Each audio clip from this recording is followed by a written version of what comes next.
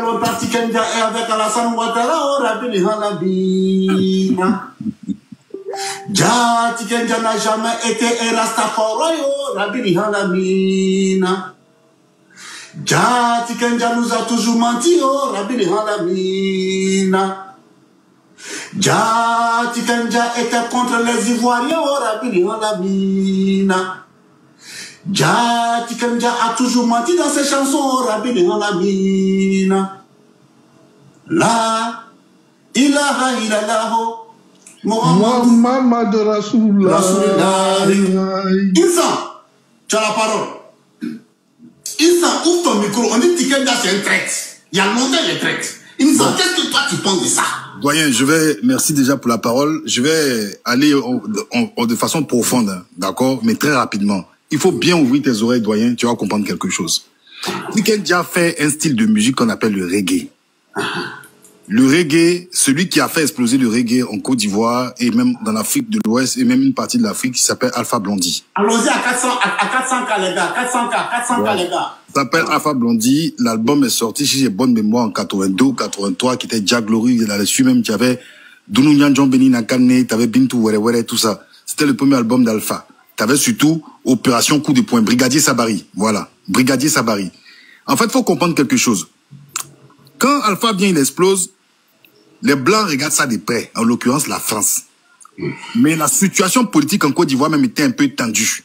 Quand il a fait Brigadier Sabari, c'était à l'époque où on parlait en fait des rafles, Opération Coup de Poing qu'on faisait la nuit. Alpha, lui-même, il a dit que Oufoué, des policiers sont venus le chercher une nuit, il s'est retrouvé devant le vieux. Le vieux lui a posé la question, mon petit, qu'est-ce que tu veux? Parce que ton affaire des reggae là, c'est bizarre. Faut comprendre que le reggae est une musique révolutionnaire. Quand Oufoué étant malin, Alpha a fait un morceau pour dire, Dja Oufoué, c'était Rastaman. Doyen, tu te rappelles de ce morceau là, non? Ok, on va avancer. Oufoué m'a même convoqué pour ça. Ah, merci doyen. Parce que, écoute bien, 1990, il y a les élections, il y a le multipartisme qui arrive en Côte d'Ivoire. Oufoué Boigny, Dja Rastaman. Voilà, merci doyen. En ce moment, le FPI, qui est le parti d'opposition, est en vogue. La musique, l'artiste qui a lié la musique même au mouvement du Front populaire ivoirien s'appelle Serge Kassi. Il fait quel style de musique? Il fait du reggae pur. Merci doyen. Ok. Serge Kassi fait du reggae pur. Tu te rappelles de la chanson Ton cul est dehors? Aujourd'hui, Yadra. Merci mon vieux. Yadra. Ok, merci mon vieux. Donc tu vois le pouvoir, en fait, écoute bien ce qu'elle dit, hein. Tu vois le pouvoir de ce qu'on appelle le reggae. Donc les politiques, en ce moment, Alassane est premier ministre. Quand Serge Kassi fait le morceau. En 92, il y a la crise. Il y a un style... Non, Tikenja, tu es mort dans le film aujourd'hui. Il y a un style musical... Il y a un style musical qui arrive qui s'appelle le Zouglou. Et le Zouglou commence à dénoncer au niveau des étudiants ce qui se passe. Et après, le Zouglou commence à dénoncer ce qui se passe dans la société. Ouattara n'est plus premier ministre à partir de 93, quand Oufoué décède. Mais... avant qu'il ne décède, il a compris quelque chose. Il avait un allié. Écoute bien ce qu'a été dit. Un allié, un bon petit à lui qui s'appelle Ahmed Bakayoko.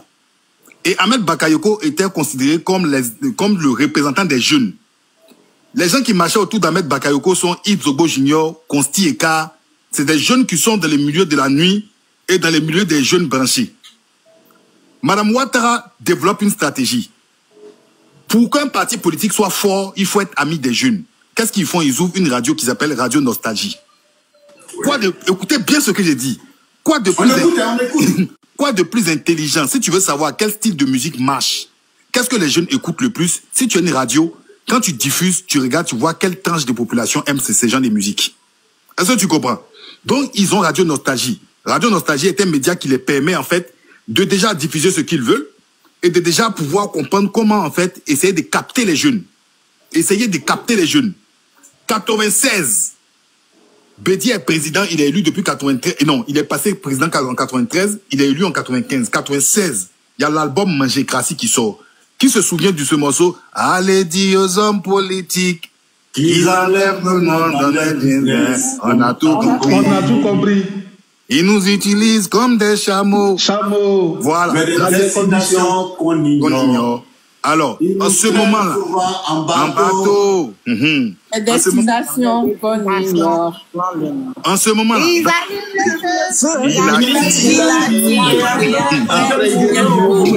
On a tout compris. Dans cet album-là. Tu vas lui lire avec Clarisse Lopo. Dans cet album-là. Avec une sang, tu vas lui lire.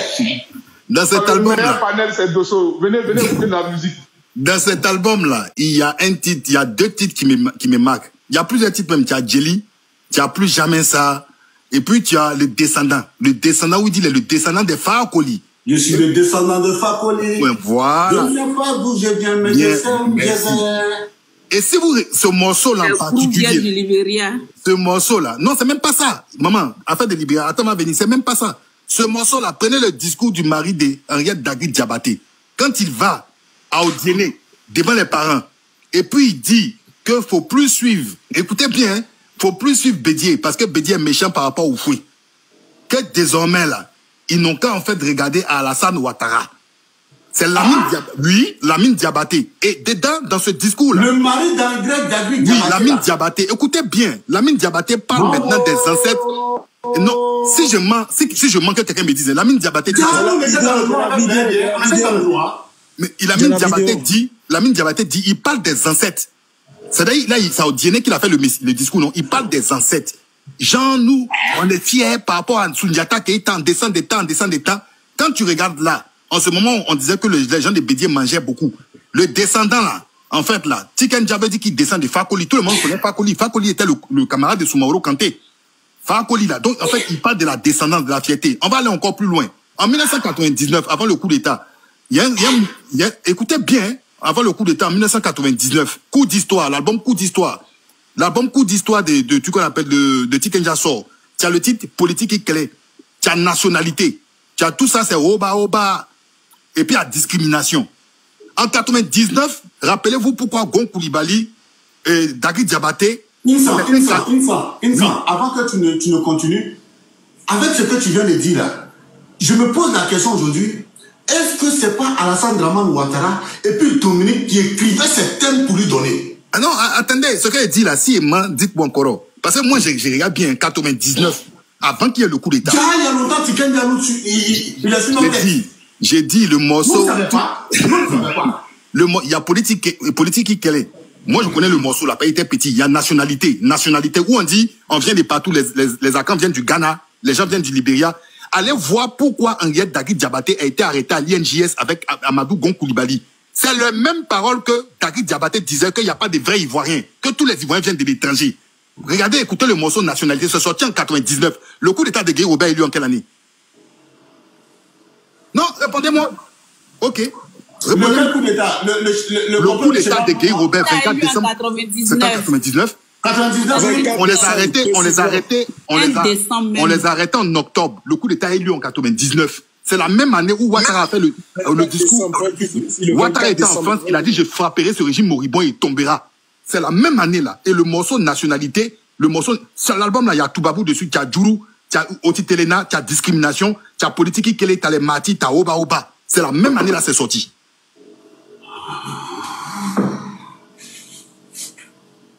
On va aller sur 2000. On va peut-être écouter ce que Zasso dit là. Qu'est-ce que c'est pas Dominique Novien qui écrivait ces tests là? Moi, je sais pas. Moi, je sais pas. Mais moi, je vous dis. Mais c'est pour lui, c'est pas 2000. C'est pour lui, c'est pas 2000 gays au pouvoir. On continue. 2000 gays au pouvoir. Le pays va mal. Le pays va mal, de mal en mal. Le pays va mal. En ce moment-là, il y a un documentaire qu'ils ont sorti à la télé qui s'appelle Côte d'Ivoire poudrière identitaire, où on disait qu'on tuait, que nos parents du Nord, là, on les tuait. C'est un documentaire de Benoît Schauer. C'est la même année là, ça est sorti. Le pays va mal, promesse de caméléon. C'est la même année où le RDA a dit que Gueye les a trompés. Que Gueye a donné plus de postes, en fait, au FPI que le RDA. Promesse de caméléon. Yanama, l'Afrique, ma. C'est sorti là aussi. Alpha Condé, c'est là, c'est sorti. Cet album est sorti en 2000. On s'en va encore. On avance. Quand vous regardez, ça va, bizarrement, tous les albums de Tiken Dja vont avec l'actualité. 2002, il y a eu la guerre. Quand la rébellion a commencé, 2002, c'est là, Tiken Dja s'est exilé, il est parti au Mali. C'est là il a fait l'album France-Afrique. mon sang, tu as oublié mal élu président voleur. Oui, mal élu président voleur, oui, mal élu président voleur. Excuse-moi, non, mal élu président voleur, c'est venu après. C'est venu après, mal élu président. Là, il parle de Babo. Oui, là, il parle de Babo, mais c'est venu, en fait, c'est venu sur l'album de 2002 où il allait au Mali, où tu avais Sungurumba, tu avais On a tout compris, il a refait, et puis tu avais Nazara. Sur cet album-là, en 2002. C'est là, il est parti, en fait, au Mali. C'est à partir de là. Insa. Oui. Voilà ça. Voilà. Mon pays va mal. Mon pays va mal. Voilà. C'était en 2000. Dozo, faut laisser Ousson continuer, Dozo. Faut laisser après le fil. C'était en 2000. 2002, là. C'est là, en fait, il a sorti après le balayeur, balayé, mais il faisait référence à Guéhi. Quand c'est sorti, le balayeur, balayé, là. C'était au temps où la rébellion avait commencé, là, mais il faisait référence à Guéhi. Par rapport à ce que Guéhi avait fait. Mais là, il était parti, en fait, c'est à partir de là, c'est l'album là même, là, il est sur une moto comme ça, sur une mobilette. C'est quand il était au Mali. Et c'est là, il a fait aussi la chanson, il avait fait non, c'est en 2000, il avait fait la chanson pour Alpha Condé, pour soutenir Alpha Condé. Maintenant, on va avancer, hein. Écoutez bien. 2004, il fait l'album qui s'appelle Coupe de... Voilà mobilette là, Voilà, c'est là, là, ça là, voilà. C'est ça là, effectivement. Donc, après, il a fait Plus rien ne m'étonne. Le son Plus rien ne m'étonne et Tonton d'Amérique, ça, c'était en 2004. En ce moment, il faut chercher. On va aller en 2010. Tikani, tu nous as fait ça. Ah non, on va avancer, doyen. Attends, on va avancer. En 2010, moi j'allais directement sur 2010. On va aller sur 2010. 2010, il a fait le titre Il faut se lever. Sors de ma télé. Sinimori. J'ai dit non. Ça a été en 2010. Par rapport aux élections là, c'est sorti. On va aller maintenant sur 2000. On va aller maintenant sur 2020. J'ai regardé tous ces albums, 2020. On va aller sur 2020, s'il vous plaît. Attendez, je regarde rapidement. Ou 2022. Bon, bref. 10 ans après que Ouattara soit au pouvoir. 10 ans après. 10 ans après. Non, après, il n'a pas fait beaucoup de morceaux. Il a fait que des trucs acoustiques. Il a répété les morceaux. Il dit là, 10 ans après, 10 ans sans critiquer Ouattara. 10 ans. Ouais. Il a fait Dernier Appel en 2014. Il a fait Racine. Et puis, bon, après, il a fait des trucs acoustiques. Maintenant, pour venir à quelque chose, c'est ça qui est important. Écoutez, doyen. Tiken Jah, je vous ai parlé du reggae. J'ai commencé par Alpha Blondy. Quand Alpha commençait ses chansons où il faisait Bori, Samori, Tubabu, Biko, Oyobi, Faga, tout ça là, Oufo a essayé de maîtriser Alpha. Alpha est resté calme après à côté du vieux, il a fait Jah Oufo, c'est un Rastaman. Mais en ce moment, Alpha, il avait une productrice, elle s'appelle Hélène Lee. S'il te plaît, monsieur, il a même attaqué Babo. Oui. Le chien à boire la caravane passe. Oui, voilà. Oui. Mais je vais dire, il avait une productrice, elle s'appelle Hélène Lee. Allez taper, c'est une petite femme comme ça, elle est petite comme ça, une chinoise métisse, elle est en France ici, Hélène Lee, c'est elle qui a géré Alpha. Tiken Jah aussi est parti tomber avec Hélène Lee. Ça veut dire que la musique qu'on fait au pays là, quand c'est révolutionnaire, c'est tordu là, quand tu veux gâter le mangement des blancs, les blancs ils font tout pour t'étouffer. C'est comme le Zouglou. Vous regardez aujourd'hui le Zouglou, qui est l'ambassadeur du Zouglou? Qui peut me répondre? Chez les blancs là, c'est qui l'ambassadeur du Zouglou? Ah bon, ok. Vous savez pourquoi? Ah bon, vous savez pourquoi? Ils ont fait de telle sorte, en fait, à rendre le Zouglou tendre. En fait, là, c'est préparé depuis longtemps. Et maintenant, cette année, vous tapez Anne Ave. Attendez, j'ai donné son nom. Elle s'appelle, pour le doyen, Anne-Sophie Ave. C'était l'ancienne ambassadrice du Ghana et de la France au Ghana. C'est une blanche. Vous allez taper sur votre YouTube. Elle parle de Tiken Jah là. Elle dit, ils doivent mener maintenant un combat contre l'AES.